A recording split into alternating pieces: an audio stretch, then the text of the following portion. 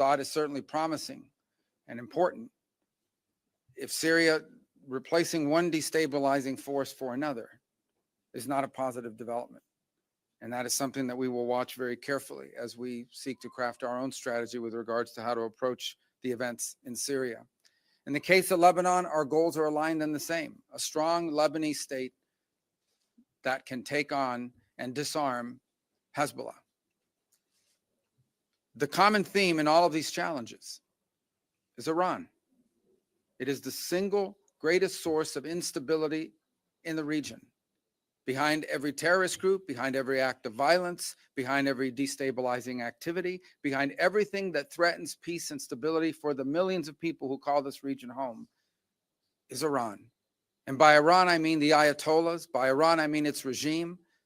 A regime who, by the way, its people don't support. The people of Iran are victims of that regime.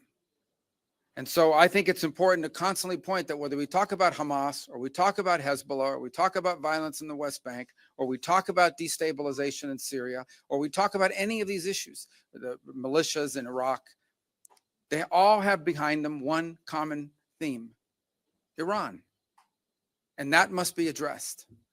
And there can never be a nuclear Iran. A nuclear Iran that could then hold itself immune from pressure and from action. That can never happen. The president's been clear about that as well. And so I close where I began by reiterating our strong support for our allies, very close allies and partners here in Israel, to the people of this great country, for whom we have tremendous love and respect for everything you're facing, have faced, and continue to face. It is an extraordinary story of bravery. A nation founded in the ashes and in the aftermath of a horrifying crime against humanity, stood from its very inception, from the very day of its birth, against threats from every angle and every corner, and has served as an example to the world of a pluralistic society, a free enterprise democracy, and one that if there were more Israels in the Middle East, more countries like that, the world would be a safer and a better place.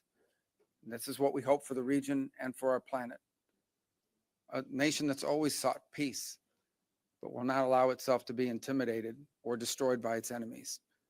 And on that front, you can always count on us, as long as I'm in this position and President Trump is in the White House. So thank you. Thank you.